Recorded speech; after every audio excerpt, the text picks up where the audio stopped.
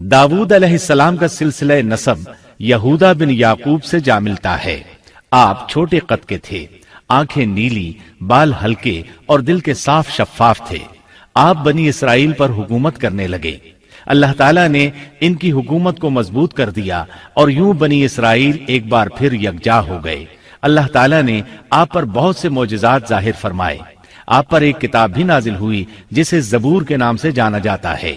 अल्लाह ताला सूरत निसा आयत 163 में फरमाते हैं, हमने दाऊद को जबूर अता फरमाई। आप तमाम इंसानों से ज्यादा खूबसूरत आवाज वाले थे।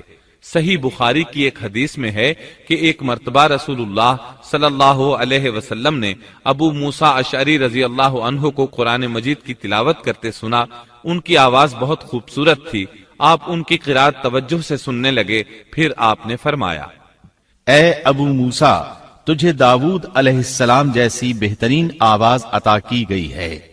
अल्लाह ताला ने आपकी आवाज को भी एक मौजज़ा बना दिया, और वो ऐसे कि जब दाऊद अलैहिस्सलाम जबूर की तिलावत करते तो पहाड़ उसको सुनकर आपके साथ तस्बीह शुरू कर देते, और जब परिंदे ये आवाज सुनते तो उनके पास आकर अपनी गर्दनें झुकाकर बैठ जाते और तस्बीह में उनके साथ शामिल हो जाते, अपनी जगह से हरकत भी न करते।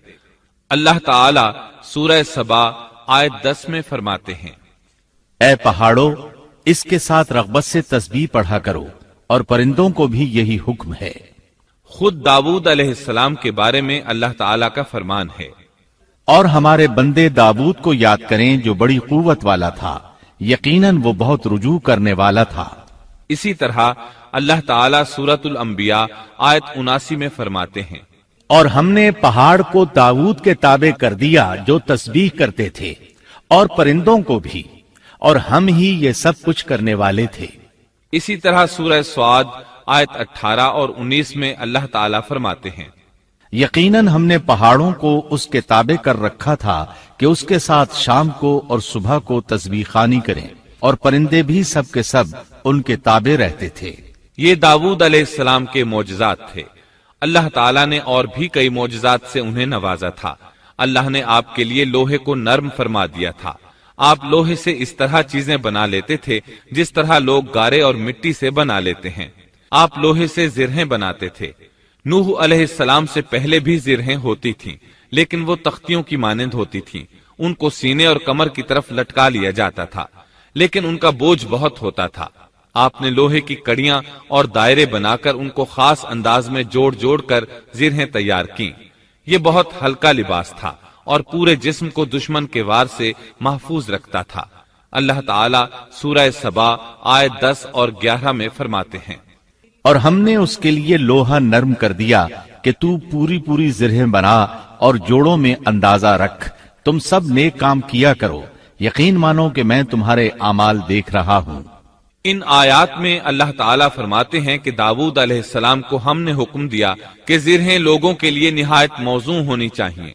उनकी कड़ियों को बड़े मुनासिब अंदाज में जोड़ना, न इस कदर मोटी हो कि उनका वजन बढ़ जाए, न इस कदर पतली कि जल्द कट जाएं और अपना मकसद पूरा न कर सकें।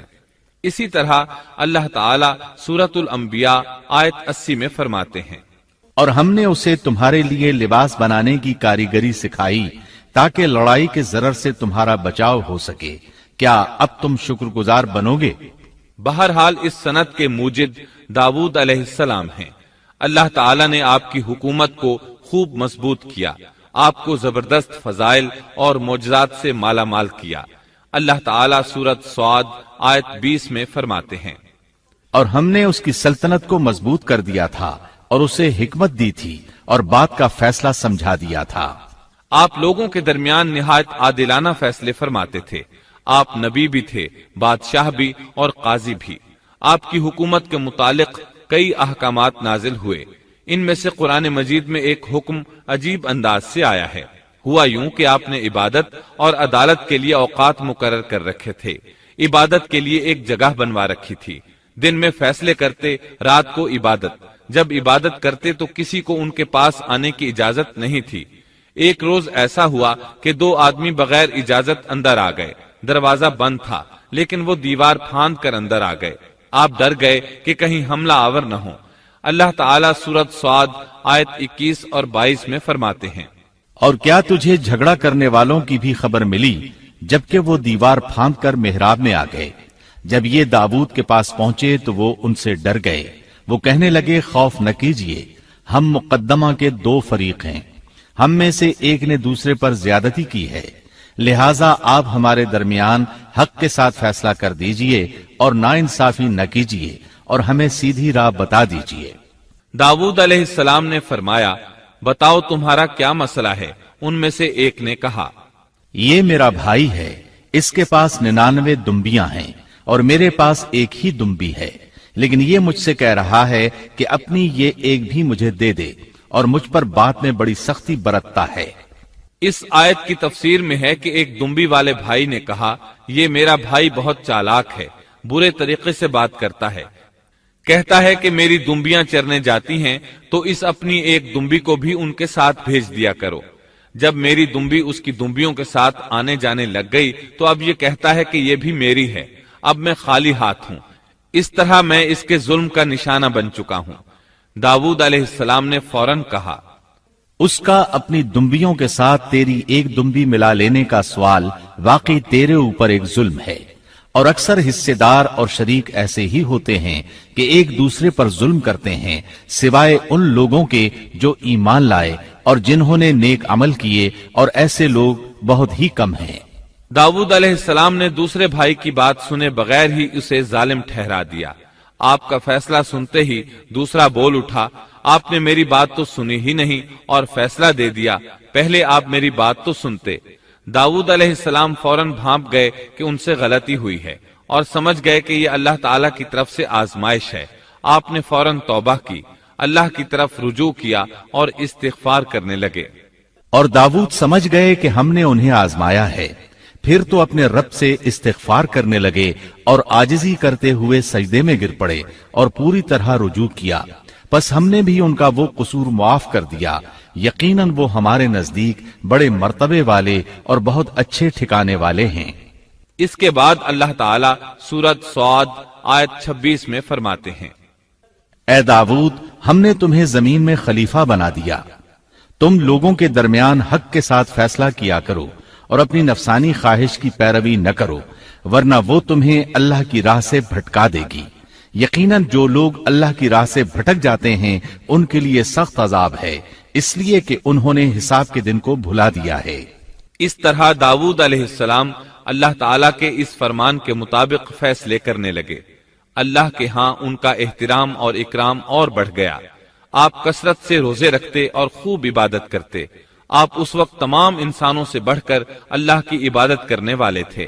امام بخاری نے ایک حدیث نقل کی ہے جس کے الفاظ کچھ اس طرح ہیں، اللہ تعالیٰ کے نزدیک سب سے محبوب نماز داؤد علیہ السلام کی نماز ہے، اور اللہ تعالیٰ کی طرف سب سے محبوب روزہ داؤد علیہ السلام کا روزہ ہے۔ وہ رات کا آدھا حصہ نیند فرماتے، اس کے بعد تہائی رات قیام کرتے اور رات کے چھٹے حصے میں سو جاتے تھے۔ ایک دن روزہ رکھتے اور ایک دن روزہ چھوڑ دیتے تھے۔ لڑائی میں جب دشمن سے مقابلہ ہوتا تو بھاگتے نہیں تھے۔ اس حدیث میں نفل نماز یعنی نماز تہجد اور نفلی روزے کا ذکر ہوا ہے۔ بہرحال یہ وہ صفات ہیں جو داؤد علیہ السلام کے بارے میں حدیث رسول میں آئی ہیں۔ اللہ تعالیٰ نے سورہ سبا آیت 13 میں ان کی تعریف کرتے ہوئے ان کی آل کو اللہ کا شکر ادا کرنے کا حکم دیا۔ اے آل داؤد، اس انعام کے شکریہ میں نیک عمل کرو۔ داؤد علیہ السلام کی ایک صفت یہ تھی کہ آپ بہت شکر گزار تھے، اور ایسے لوگ کم ہی ہوتے ہیں، جیسا کہ سورہ سبا آیت 13 میں اللہ تعالیٰ فرماتے ہیں، اور میرے بندوں میں سے شکر گزار بندے کم ہی ہوتے ہیں۔ داؤد علیہ السلام میں جیسے دیگر بہت سی خوبیاں تھیں، وہاں ایک بہت عظیم خوبی یہ بھی تھی کہ وہ ایک بادشاہ ہونے کے باوجود ایک درہم بھی سلطنت کے بیت المال سے نہیں لیتے تھے۔ اپنا اور اپنے اہل و عیال کا بوجھ خود اٹھاتے تھے، اور اپنی محنت اور ہاتھ کی کمائی سے حلال روزی حاصل کر کے اپنے اہل و عیال کو کھلاتے تھے۔ داؤد علیہ السلام کی اس عظیم صفت کو نبی کریم صلی اللہ علیہ وسلم نے یوں بیان کیا ہے، صحیح بخاری میں ہے، کسی انسان نے اس شخص سے بہتر روزی نہیں کھائی جو خود اپنے ہاتھ سے کما کر کھاتا ہے۔ اللہ کے نبی داؤد علیہ السلام بھی अपने हाथ से काम करके रोजी खाया करते थे। बाज मुफस्सिरीन बयान करते हैं कि दाऊद अलैहिस्सलाम दुआ मांगा करते थे कि ए मेरे अल्लाह, कोई ऐसी सूरत पैदा कर दे कि मेरे लिए हाथ की कमाई आसान हो जाए, क्योंकि मैं बैतुल माल पर अपना बोझ नहीं डालना चाहता। तो अल्लाह ताला ने आपकी इस ख्वाहिश को इस फजीलत के साथ कबूल फरमाया कि उनके हाथ में लोहे को मोम की तरह नरम कर दिया, जिससे वो जिरहें बनाते और उन्हें फरोख्त करके अपने अहलो इयाल की किफालत करते। दाऊद अलैहिस्सलाम ने कितनी उम्र मुबारक पाई, इसमें इख्तिलाफ है। चुनांचे इसके मुताल्लिक मुअर्रिखीन के अक़वाल के अलावा कोई मुस्तनद बात नहीं मिलती। अब्दुल्ला बिन अब्बास रज़ी अल्लाह अन्हुमा फरमाते हैं कि दाऊद अलैहिस्सलाम की वफात हफ्ते के दिन अचानक हुई। वो हफ्ते के दिन मुकर्ररा इबादत में मशगूल थे और परिंदे कतारे बांधे उन पर साया फिगन थे कि अचानक इस हालत में उनका इंतकाल हो गया। इसके बाद आपके फर्जंदे अर्जुमंद ने उमूर सल्तनत को संभाल लिया। ये सुलेमान अलैहिस्सलाम थे।